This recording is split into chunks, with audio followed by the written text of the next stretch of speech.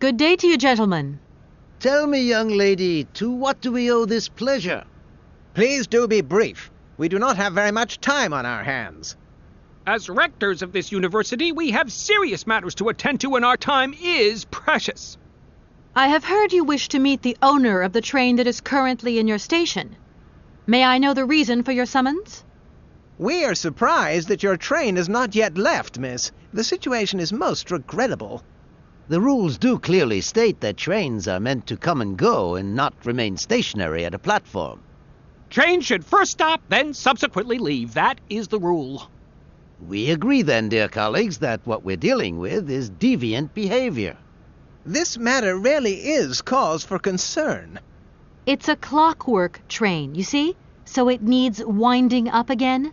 Unfortunately, there is no equipment in the station to do this. A clockwork train? That's strange. How very quaint. You mean it's some sort of mechanical toy? You are causing a hindrance to us, miss. I am very hopeful that I will find what I need along the wall. The wall?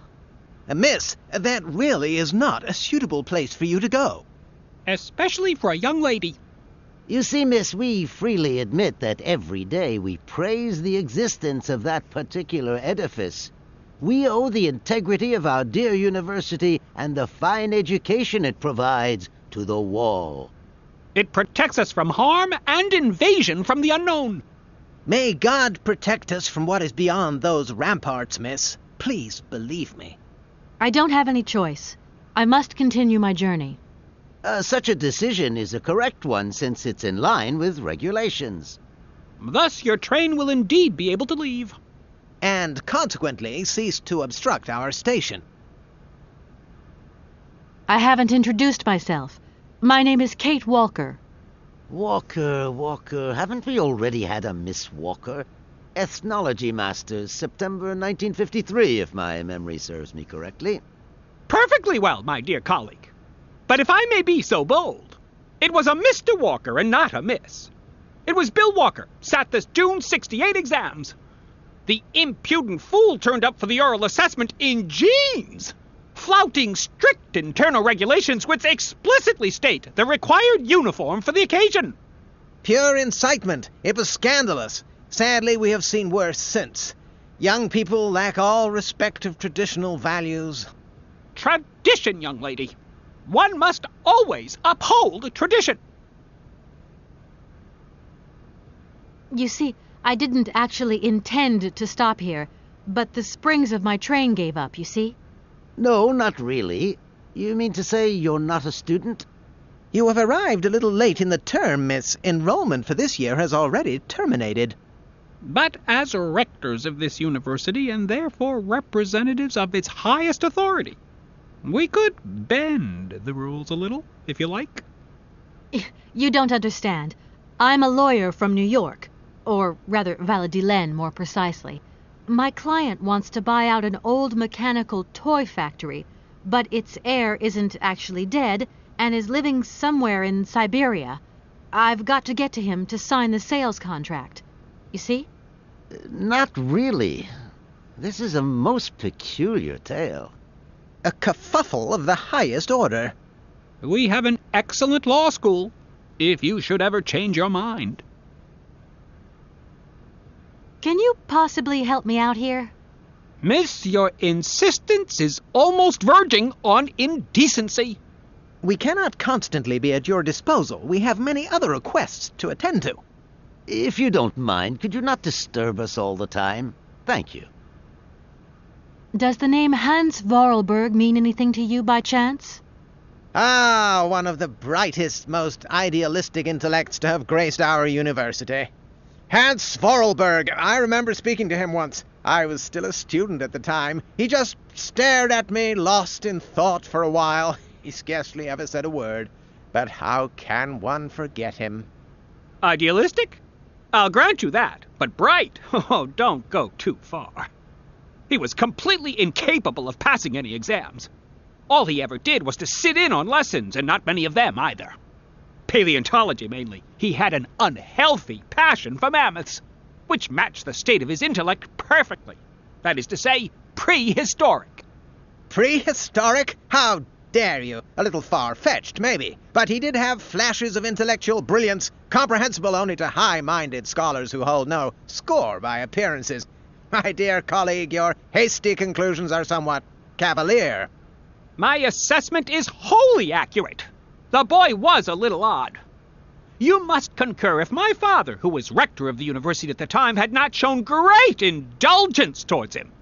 Hans Vorarlberg would have never attended this establishment. What about the bandstand, then? Is that the work of a deranged mind? Even after all these years, you are still jealous of it.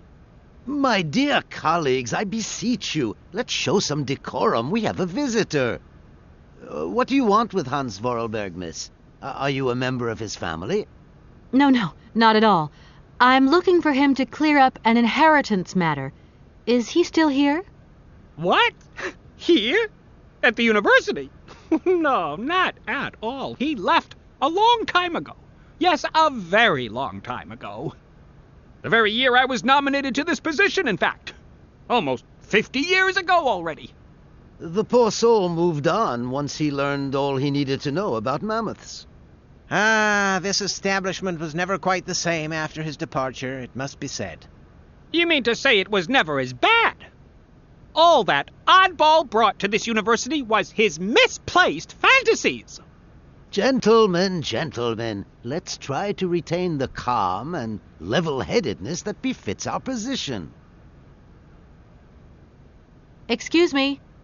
Miss, we find ourselves terribly put out by the presence of your train in our station and by its recurrent immobility.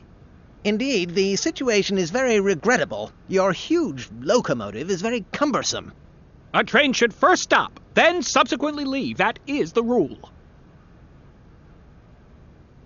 Some sailors have agreed to tow the train, but I don't have enough money to pay them. I was wondering if you could help me out.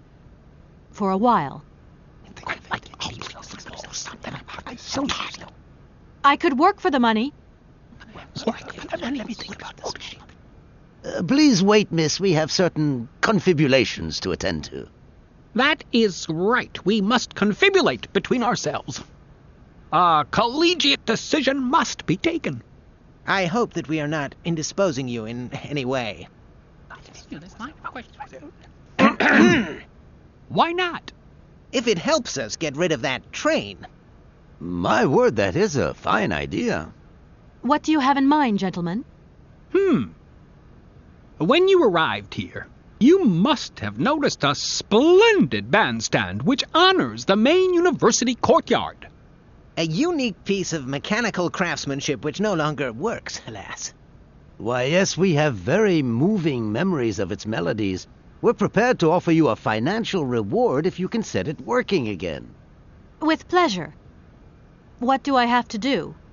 Unfortunately, my dear, time and rust have taken their toll on this university, and our automatons no longer have a spring in their step.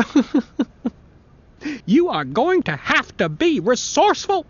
To tell you the truth, there are a number of complex mechanisms here in Barakstadt, and it would appear that we have unfortunately lost their operating instructions. Your train, however, is an extremely ingenious invention, so you should be no stranger to complex mechanisms, should you?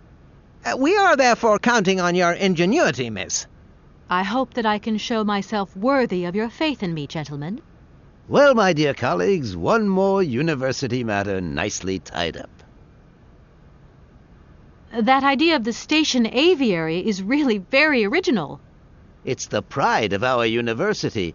One of the specialties taught here is zoology, you see, and more particularly, ornithology. Proper study and instruction should not be limited to books. Observation of living matter is indissociable from theoretical questions. It contains some very rare specimens that have been brought back from far-away, exotic countries, especially for our university, by the world's most intrepid explorers.